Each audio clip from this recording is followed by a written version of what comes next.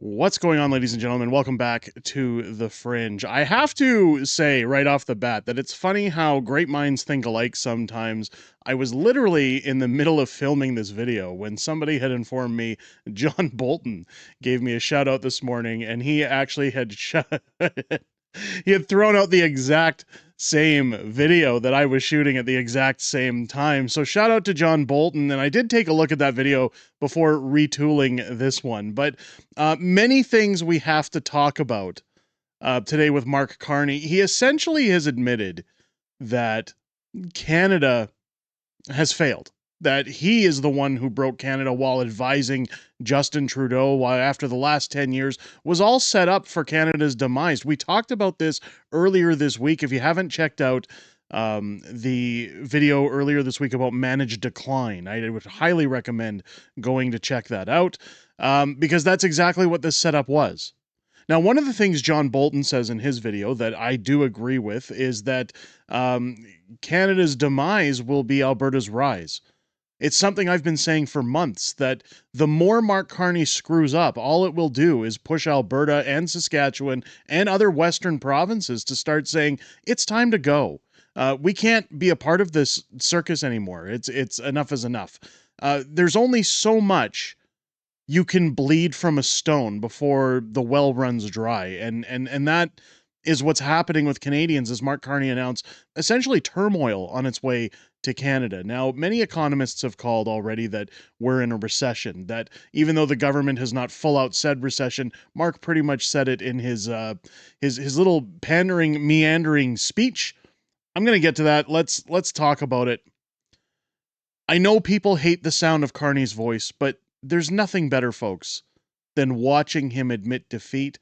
Aside from the seals clapping in the background. Now, keep in mind, these are often paid people or party members that come in to do these things. We've seen them admit that. We've seen when Mark Carney was talking in factories and it was Liberal Party supporters wearing construction hats. It wasn't actual workers. There are some cases where the workers come in, and again, some of those workers have chimed in our comment section and said, yeah, nobody wanted to be there. So I guess it's a matter of availability or what they think is going to be best for their videos. But you got Table Salt here, another great X account you should go and follow. New Mark Carney delivers grim speech to Canada. What's going on is economic rupture. How more can you say we failed than economic rupture? You've just admitted the country is on its ass. This is a result of poor, weak, woke policies. Keep in mind, Mark Carney has never once said he's going to remove tampons from bathrooms, which I understand don't fix the economy. He hasn't backpedaled on any of Justin Trudeau's terrible policies. He won't get rid of the temporary foreign worker program. And in fact, one of the things I brought up on last night's live stream is that this is what we're going to see for the next unforeseeable future, is that Mark is going to validate why we need temporary foreign workers. He mentions that in Quebec, they're more needed than ever. Then let Quebec have their own program. They have their own programs on other levels. But the problem here is when guys like Pierre Poilievre are saying, well, we got to get rid of the temporary foreign worker program.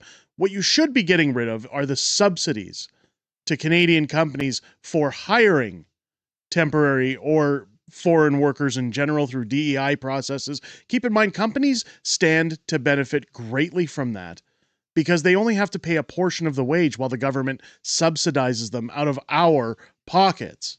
We are literally paying for our Canadian citizens not to have jobs. So if Pierre or Mark Carney or anybody really wanted to do anything about it, they would eliminate the subsidies and then watch how fast Canadian companies start firing these people. That aside, another doomed failure of Mark Carney and the Liberals. I'm going to show sections of this video. We'll try and skip through as much as we can. I know people don't like the ahs and ums. Thank God Table Salt has covered part of Melanie Jolie's awful face, so we don't have to look at her as much as we would in a regular video. Unfortunately, I have another clip we'll have to go through. But let's just get verbatim out of the way. Let's get Mark Carney's words out of the way so that we're not mincing anything, so people don't say, you're exaggerating, he never said that. The country's done, folks. Here we go. What's going on is not a transition. It's a rupture. And its effect will be profound. Workers displaced from their jobs. Supply chains that have existed for decades disrupted. Companies forced to change where they find their materials and their products. And all of this is causing an extreme uncertainty that's holding back massive amounts of investment and, as a consequence, slowing economic growth. Just this morning, we see the impact in today's employment report in Canada, with unemployment rising across regions and sectors.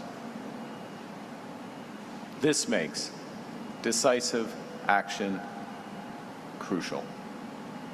To be clear, we're in a position right now where Canada currently has the best trading deal with the United States of any of their trading partners. So, again, I'm going to pad the conversation by saying, hey, out of all the deals that Donald Trump gave the rest of the world, guys, I didn't fail. We have the best out of everybody. You still lost billions. You've still put Canadians out of work saying, I'm going to fight Donald Trump. We're going to make the whole election about Donald Trump. Doug Ford's going to make his whole re-election about Donald Trump. Somebody who has no control over the laws in Canada, somebody who has no power to decide Canada's future. But the sheep took the bait and said, oh, Trump bad, Orange Man bad. The guy's a president of the United States. Let him be the president of the United States. Worry about Canada. But Mark Carney has to say, before I talk about all of our failures, hey, we got the best deal, guys. Don't blame me. I negotiated the best, worst deal for Canada. Give me a break, Mark. 85% of our trade with the U.S. is now tariff-free. And we have the low. Oh, and I want to chime in before I forget here, folks. Keep in mind, while he says it's tariff-free, part of the reason those tariffs existed was that Canada was wrongfully charging tariffs on CUSMA-related products already, before Trump brought everything in. So while Canada said, I sure hope Donald Trump doesn't tax or tariff CUSMA-related products in Canada, Canada was already doing it to the United States. This is the backwards clown government that we have in this country. Lowest tariff rate of any country in the world. But we also know that given all those changes, given the rupture, we can't rely on our most important trading partner as we once did. Le libre-échange depuis longtemps. Free trade. Yeah, we're not gonna go through Mark's French, his awful French. Here's where he talks about how he's gonna fix the problem he created. Again, create a problem, create a solution. Right? Here we go. This disruption calls for a bold new approach. And given, as Minister Joly said, given that we can't control what other nations do, Canada's government is focused on what we can control. And that means building our strength at home, building Canada strong.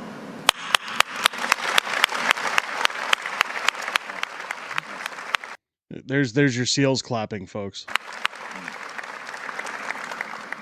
That means giving our workers and our companies the tools they need, retraining our workers, transforming our strategic sectors, creating entirely new industries, and being our own best customer by buying Canadian.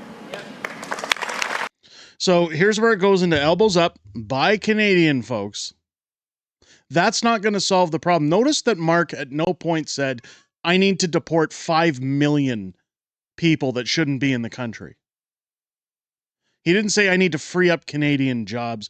We need to do anything. While Melanie Joly stands there with this smirk on her face. It gets worse from there, folks. Here we go.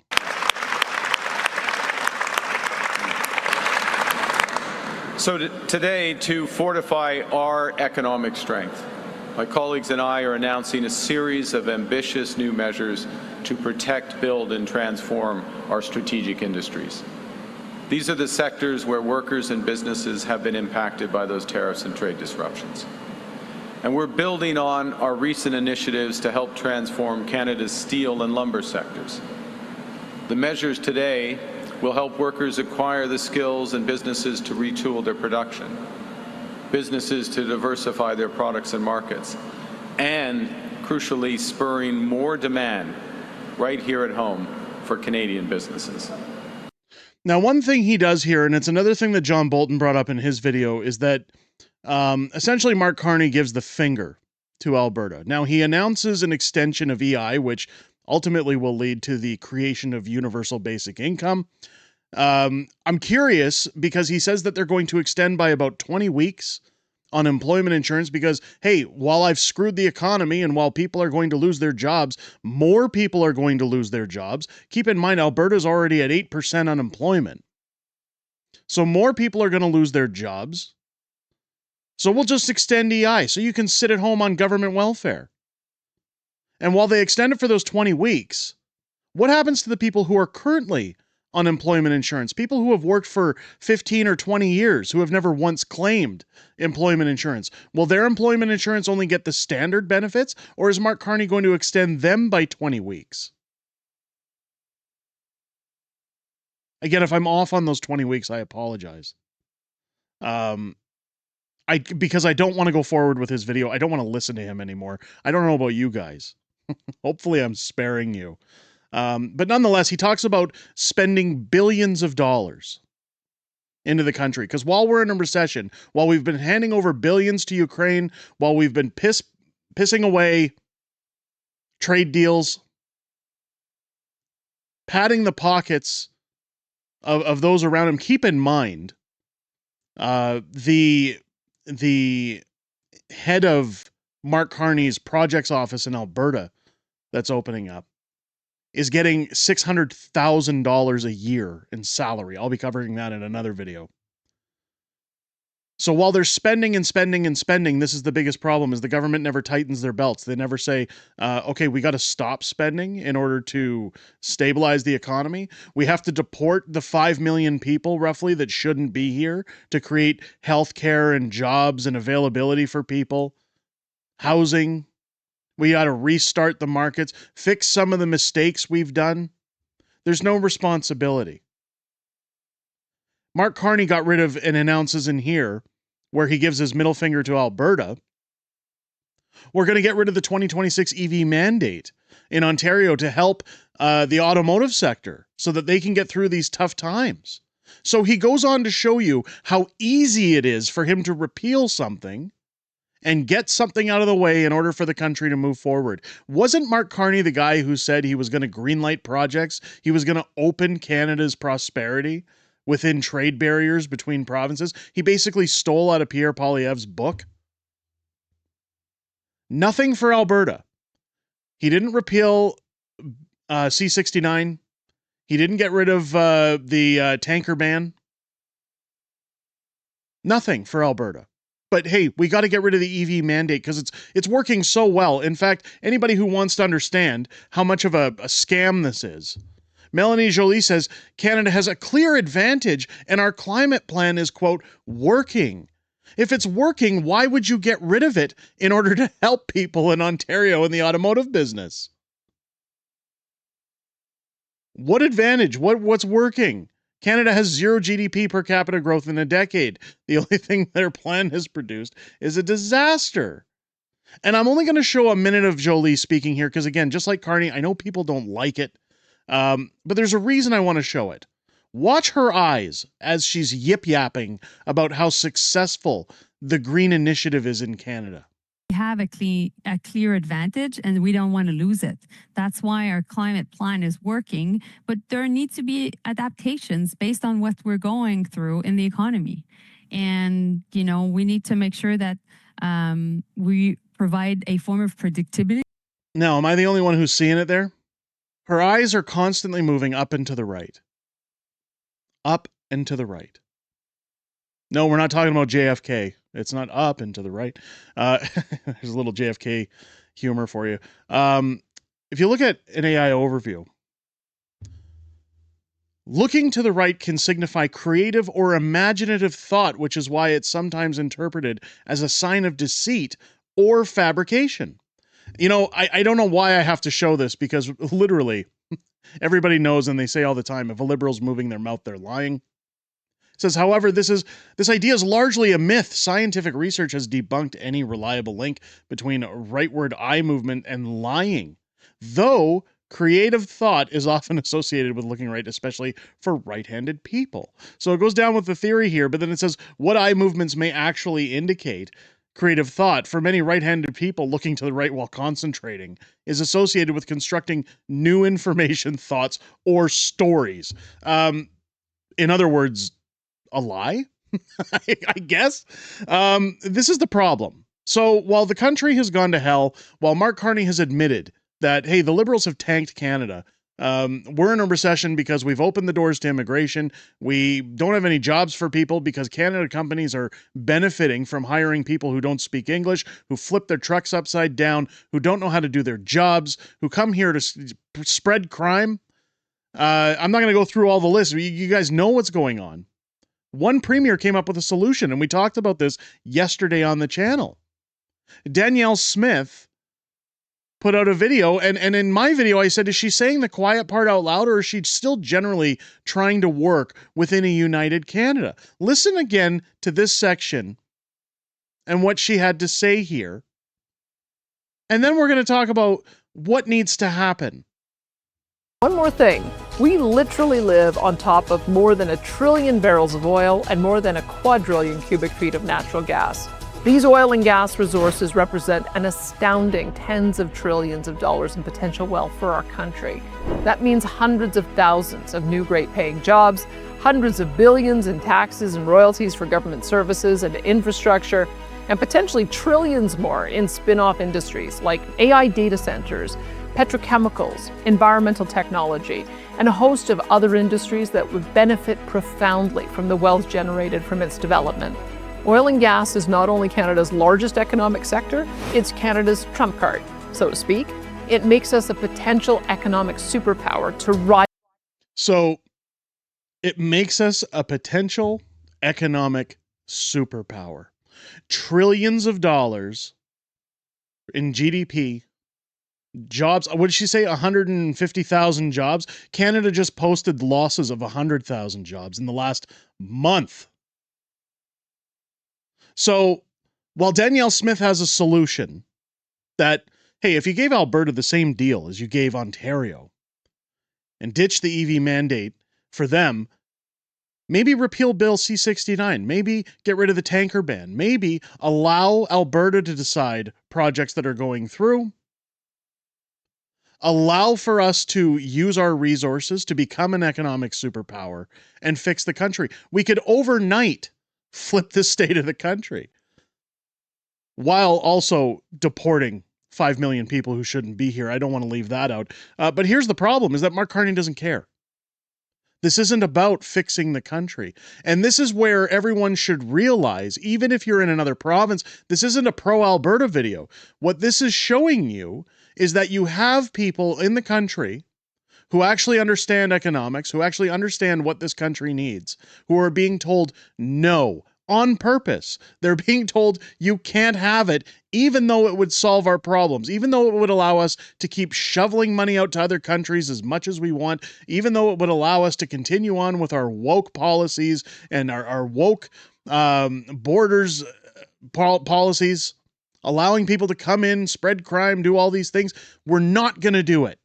We're not even going to give you a crumb. We're not going to allow it, because that, ladies and gentlemen, is controlled decline. Mark Carney is purposely setting Canada up to fail.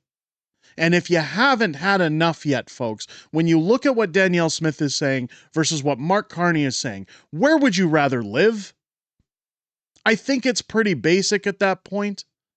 And again, I have hundreds, if not thousands of people who chime in the comment sections of videos saying, I wish I could move to Alberta. I wish I could just pack up and get out there. I left. I don't know why. It's not to say we're better than everybody else. It's to ask about common sense. It's about asking, where do people finally get the light bulb going on? I have to be careful how I use my words because I don't want to insult our viewers. But where do voters finally get the light bulb turning on where they're saying, oh, wait a minute, the government isn't here to help me anymore. It's not here to work for me. They're working for them. And I can't live like that anymore. I've had enough of the abuse and I can't take it anymore.